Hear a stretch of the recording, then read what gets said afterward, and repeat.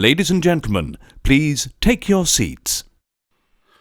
Make no mistake about it, boys and girls, the champ is here. And if you're within the sound of my voice, that must mean you are in the seats with once more. As always, my name is Dave Voigt, and I am the host of this podcast where we sit down with a wide-ranging variety of industry professionals and talk about current projects, influences, how they got in the business, life in general, really. Just talking in a very conversational and light fashion. And if you'd like to subscribe to our podcast, and we certainly hope that you do, you can find us over at Apple, over at Spotify, and you can find every single one of our episodes archived on our YouTube channel at In the Seats. We'd love it also if you'd follow us on social media, either on Facebook, Twitter, or Instagram, or why not all three? At In the Seats or at It's Podcast One for all sorts of updates. And finally, please do us the kindness and visit us over at In the Seats, intheseats.ca, for all sorts of movie news, reviews, and any kind of fun stuff that we can think of that goes on over there and with our hardworking team. And I know they'd appreciate it because I certainly appreciate them. On this episode, this was a pleasure. We got to talk to the former undisputed heavyweight boxing champion of the world, Lennox Lewis, because, it's a movie podcast, but yeah, we talked to Lennox Lewis. That was a huge treat, because the man himself has a documentary about his life story coming out to VOD platforms this coming, tomorrow, really. It is tomorrow. It's called Lennox Lewis, The Untold Story, and it's a look inside his entire life, from his rough upbringing, sort of where he, born in Jamaica, moved to Canada, then moved to England. Like, he's been all over the place. He really is a citizen of the world, and we look at his journey through the Olympics, and we look at his losses, and how he learned from those, and what turned them into his successes. And we talked with Lennox about this and a few other things. And I just got to say thanks again, champ, because this was an absolute pleasure, and we hope you enjoy it, because I know I certainly did. All right. Now, obviously, first off, I just want to say thank you so much for coming today. I really do appreciate it. Thanks. Now, first off, I guess my first question is, what was sort of the inspiration to sort of do this now, especially in documentary form? Because I've got to imagine you've had pitches in the past to sort of tell your life story on film. Yeah, no, it was important. It was important because a lot of my heroes have their documentaries out. Like the Muhammad Ali's got like 4, 5. I can't even count. And my friend Mike Tyson has a couple out, and they don't have a documentary on the man that beat him. The mindset, the mindset behind the man that beat him, where he comes from, who he is. So I think it was important for just to give like a broad view of who I am. Yeah. I mean, we can get into like this, the nitty gritty stories, the different fights, the different preparations, on other documentaries, but just a wide view of who I am, and why it's important for your kids to learn about different ways of being successful, not only and actually learn how I was successful and my mindset and premise behind it. Well, and that's something I've always kind of admired about you, because on one end, especially in the fight game, especially when you were at the top and when you were fighting, it was always seemed to be about disrespect. And really, when you were sort of getting in there with people, it wasn't necessarily about personal disrespect. It was always about, no, I'm better than you, and on Saturday night I'm going to put you on your ass and put you to sleep because I'm better than you, not I'm going to eat your children or any sort of silly stuff like that. It was always really focused on sort of the sport itself, as opposed to more maybe the showmanship of it. Yeah. Somebody told me that. They said, they watched my documentary, they realized the other guys were all about the showboating, and you were more mental, more serious. So I didn't understand that, but I guess I'm hearing that through you as well. No, and it's part of your career that I've always kind of loved, and I guess that leads into my next question, because I love how the film shows not only your highs, but maybe the low moments as well. Because obviously with your childhood and being displaced and just how things could have been very differently if you had stayed in the UK, considering what was going on at the time, but also just in terms of your career. Because I mean, I look at the first McCall fight, and on one end, yeah, it's a loss, but at the same time, it might have been one of the better moments of your entire career, bringing in Manny to your team. Absolutely. I mean, people say, what could you change about your career? I'm like, nothing. Everything happened for a reason. This is the yeah. You just got to be open to what life is trying to teach you. No, you're absolutely right, man. And I mean, okay, I got to veer off from the film a little bit because I've always been a wrestling fan as well as a boxing fan. And I mean, I Uh-huh. think back to you going into Wembley, waving the flag at such a young age, and I'm kind of curious, did that moment sort of help you sort of prepare for sort of the big stages that were to come? Because I mean, obviously you weren't performing, you weren't fighting, but you got to at least experience sort of that big air moment. Absolutely, absolutely. I mean, uh, people always say, don't you miss it? I'm like, miss it. I live through other people. When somebody's coming in, let's say if Tyson Fury's coming in the ring, it's like I hear the sound. I hear the sound. I remember that the raw of the crowd. I know what it feels like. I know an indoor stadium and I know an outdoor stadium. Every time the crowd roars, I remember they roared for me at one time. And I mean, is that something, like you say, you lived through it, but can you let it go as a fighter? No, I was saying, what was the question? The last thing Just I in was saying? terms of letting go, sort of that crowd and letting go of that crowd energy, because I could imagine after a while you sort of feed on it, and it kind of drives you, especially from a professional standpoint. Yeah, no. Every time I encompass it, every time I go to a big show or any place where somebody's coming out and the crowd is cheering, I remember that one time they cheered for me. So it brings me back into when I used to fight and when the crowd used to cheer for me. So, yeah, when you say can never let it go, you can never let it go because it's a part of you. You something you've experienced in your lifetime a few times. But I mean, I guess in terms of it not necessarily being sort of for you in the moment, I guess that's probably the right way to look at it. Because I mean, a lot of fighters, and I mean, this will go across sort of any sort of discipline, how like they need that sort of crowd reaction just to sort of sustain them and give them confidence. Yeah, and it's interesting because I'm commentating right now, Right. and there's no crowd, and it's interesting because I'm commentating and the boxers are listening to me. you know, he needs to straighten that right hand. If he'll have better success for that right hand straight. Oh, there it is. He's throwing it straight. Hey, he must have hurt me. So yeah. Have you ever thought about getting into coaching? Because I mean, obviously, it sounds like you're doing it now.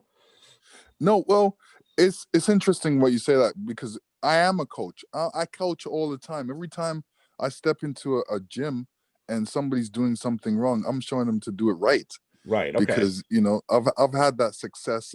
I've been around great trainers. Emmanuel Stewart's a great trainer. When we train for a fight, we both break down our opponent, and we usually break it down the same way. So that makes me feel that I'm definitely up there. And the information I give to these boxers, they don't know it like I know it. Because you've lived it, and Yes. that's life experience that you just can't Yes, change. life experience. Right.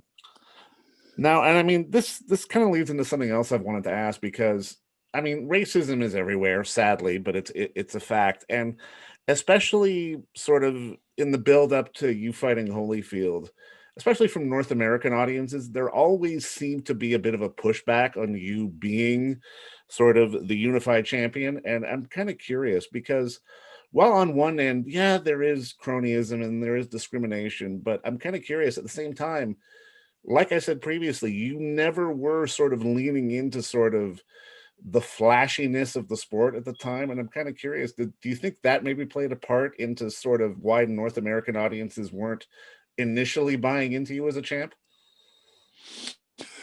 Um, it's hard to say. It's hard to say. I think for me, they were more caught up with the train wreck. you know, they didn't want you to get there by humble beginnings and you know, a proper route. They want to hear about, oh, who did you kick down? Who are you beating up? What are you going to do to that person? What crime you committed? Oh, you must be interesting. They're not looking at the guy that gives out turkeys at Christmas and trying to help the poor. Right. You know what I mean? So I looked at that aspect because I'm like, yo, this guy, there's guys out there committing bad crimes and they're heroes. I'm like, this is a different uh, medicine for North America. North America likes train wrecks. They want to see that more than that. Oh, get out turkeys.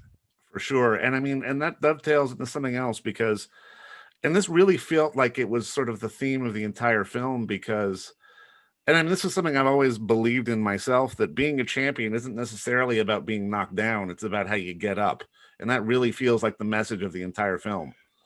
Yes, well, that's the message I wanted to give. I'll tell you why. Because everybody knows, everybody's wants to hear about winners. But yeah, sometimes you have to get knocked down to come back even greater. You know, for me, I was a winner, but then all of a sudden, when I lost, I realized who all my friends were. You know what I mean? Because the friends are the ones that are still there. The ones that are not, they're not your friends. And the ones that believed in me, because the ones that left me, you know, they didn't believe in me, but yet I came back and showed them that, yo, I resurfaced and even greater. And where are you? You should have stayed with me. You left the boat while it was still afloat. It didn't sink yet, it was still floating, but you left. How have you in your sort of career pushed past those moments? Because I mean, you're a human being like everybody else. I've got to imagine, especially in the moment, it's like, oh shit, this guy just knocked my ass out. Crap. And you feel bad about yourself. But how do you sort of push past that? Is it like you say, having those people who didn't get off the boat and are still there? Yeah. I mean, that's really one part of it. One part of the other part of it is having a strong family behind you, you know, your mother, your friends, and all these people, you know, building up good people around you, you know, because the good people around me said, even the people that didn't know me knew me. You know, Nelson Mandela, you know, when he knew Allah, I said, ah, don't worry, you're gonna get him next time. He was a little mistake. He can never beat you. He said just that, like that, just easy like that. That made me feel, wow, okay, you're right. You know, Nelson Mandela is saying this. You know, he's right, and this is the way I'm feeling. So he knows me. So he knows what's gonna happen. So we're both feeling good, meeting each other, and we know what's gonna happen next time I step in the ring. And it did happen. For sure. And even after it happened, I shouted out his name, Madiba. Mm. Yes. How I mean, obviously, like you said, you can't necessarily want to change anything about your career, but I'm kind of curious, especially with the opportunities you've had going forward, because I mean, even while watching the film, in my mind, watching Ocean's 11 the first time, I was like, oh, they pulled that from a fight and it was sort of in between things. Like, no, you actually went down and shot it and you were in the movie business for a minute. And like boxing sort of has created all these other opportunities for you. Can you sort of, is there anything that maybe you missed out on, or is there, or you just, are you the kind of person that likes to just push forward? Yeah. I wouldn't say there's anything I missed out on. If I missed out on it, it's for a reason. You know what I mean? I would have loved to be in more movies, more of this, but I felt my boxing career was too important to play with it, you know, No, for because sure. at the end of the day, you know, your history is your history. So, you know, I'm trying to make my history good. So I'm trying not to interrupt it due to, oh, he had to go do this movie and he couldn't train well. And then in history, that would always be on my mind. No, I didn't want that to happen. Now, I mean, especially when it comes from the sport of boxing, Ali will always be the pinnacle. And I mean, I know you were part of the procession at his funeral, and that must have had to have been a huge honor. And I'm kind of curious, how important has it been for you to not just sort of embrace and own your history in the fight game, but also have a legacy that pushes past that. Very important. Very important. I mean, you know, people always ask me about my legacy, and I'm like, you know, my legacy, I don't know, I have to think about it. My legacy is not done yet. It's still going on. And obviously, my legacy will be here when I'm gone. So it's important to, have a say in the way it goes now. And yeah, I want my legacy to live for something good, something great. I look at Muhammad Ali. His legacy to me is a man that did it his way. Even in his sickness, he still gave of himself to people. And that speaks volumes for me. And then I say to myself, well, okay, when I leave this earth, what have I done? What have I contributed? So, I'm contributing stuff. I'm still contributing. I'm still working on stuff. League of Champions, Lennox Lewis League of Champions, helping kids be better people in the future, and help them to be, go for their goals, and realize, give them the means and a way of doing it, showing them how I did it, so they can take from me and use what I've given them in their life. So it's all that. Now, I know it's an impossible one to answer, but would you love to have tested yourself against Ali? I know it's the video game answer, but Yeah. it's one of those ones that always feels like the best always wants to go against the best. Well, I've always stayed away from that type of question because I don't want to switch eras. I would say, he encouraged me to be the greatest champion in my era. Yeah. And he was the greatest in his. No, for sure. And I mean, I love that this is a documentary as well, because I mean, I especially think it's important to be able to tell these stories in documentary form. But if they had told your story as a narrative film, who would you have wanted to play you? As talked about me, or to somebody to like play an actor to play your life? Oh, well, obviously, now, obviously, my son for the younger me, and for the older me, I haven't thought of anybody yet. Now, I mean, just to put a bow on this, because I mean, this is a movie show and we talk movies, but I mean, Rocky is sort of the definitive boxing and sports movie. But when I look at stuff like When We Were Kings, and even some of the recent stuff on HBO about Ali, there are so many sort of compelling films about the fight game. And I'm kind of curious, is there one maybe from your perspective that you would recommend to people that maybe isn't necessarily as well known? Wow. What was that recent one that just came out? Was it Jake? It's an actor. Oh yeah, the one, the LaMotta story. Yeah, that was a good one. Yeah, I thought that was a good story. No, absolutely, that was a great film for sure. And you know what? I think this is a great film too. And thank you for the time today, champ. And thank you again for everything. And just good luck going forward, man. Stay safe, and appreciate you, man. Thanks for this. All right. And don't forget to visit our friends over at Bay Street Video for all your DVD, Blu-ray rental, or purchasing needs this summer, as they are still open for curbside and some mailing delivery as well. Over at 1172 Bay Street, Toronto, Ontario, Canada, you can give them a call at 416-964-9088. That's 416-964-9088. Or send them an email at baystreetvideoto@gmail.com for any of your DVD and Blu-ray needs.